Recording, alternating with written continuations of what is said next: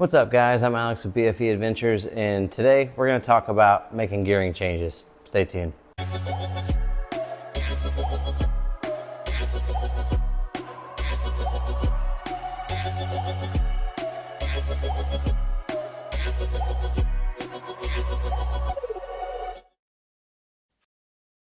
right, guys, so I'm doing some updating in the shop, and I figured I'm going to start filming some of the stuff that I'm doing in here and hopefully helping you guys out along the way.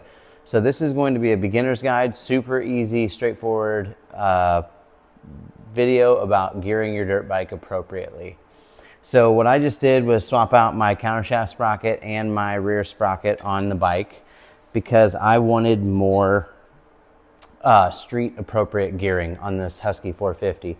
So it came with a 1352 from the factory, and I wanted it more streetable. So here is the nuts and bolts. Whenever I first got into this, into dirt biking in general, decade ago, more than a decade ago, I didn't understand like what gearing up and gearing down meant, even in relation to the motor. Like when you're gearing up, does that mean you're going faster? Or does that mean you're changing the gearing inside the transmission? Anyway, here's the short version of this.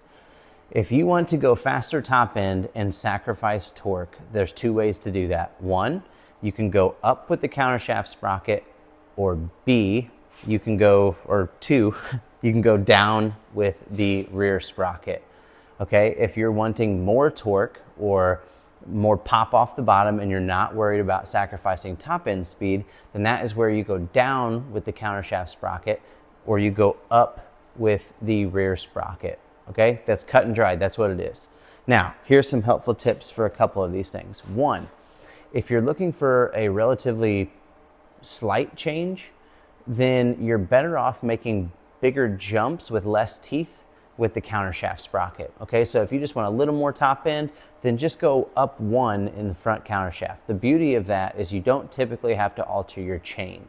So if you're just changing out the countershaft sprocket, chances are there's enough play in your chain to do that. You'll notice there's crazy slack in here because I literally just slapped the wheel back on. But something else to note is oftentimes when you are changing your sprockets, typically you want to also change the chain, because if it's a worn sprocket or a worn chain, they're going to wear each other out if they're not both new. So that's, I could be wrong there, but that's what I've always gone with. And this bike only has 15 easy hours on it. So honestly, I just went ahead and swapped the sprockets out and kept the chain, okay? But I wanted way more street because this bike was wheeling in 6th gear with no effort, and I don't need that. It's just unnecessary. So I just wanted it to not scream at 60 miles an hour. So I went up one tooth in the front and down two in the back. So now I'm gonna get way more top end. Now, if I were to go the other way, you simply just go down in the front, up in the back, or vice versa.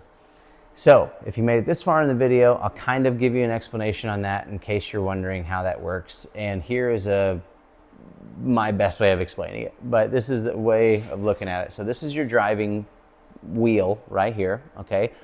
And when this one is bigger, it takes less spins of this to spin the rear sprocket or tire. So technically, this will give you higher top speed because this has to work less hard to spin this faster. And then vice versa, if this goes down in the front, this has to spin faster to spin the rear tire the same amount of revolutions. However, it's less rotating mass, and so the ratio would change and you would get more torque and less top end. Same goes with the rear, just the inverse. So when there's more teeth here, it takes more spins of this to spin that sprocket or tire. However, it will give you more torque because it's spinning a bigger disc than a smaller one. And then conversely, if you have less teeth in the back, that means for the same number of teeth this is spinning, it's spinning your rear tire faster, so you get more top end. So I hope that clears things up for you. Hope that was pretty straightforward. If you have any questions, throw them in the comments below. I'd be happy to answer them. And until next time, take care, ride safe. Okay, bonus points while I'm doing this. This is to protect everyone that buys a used bike. Do not, for the sake of everyone that has your bike after you, over tighten that. If any of you guys have bought a used bike before, you know that somebody went ham-fisted on this. The pressure of the tire being pushed forward with the weight of you on the bike is going to keep that seated.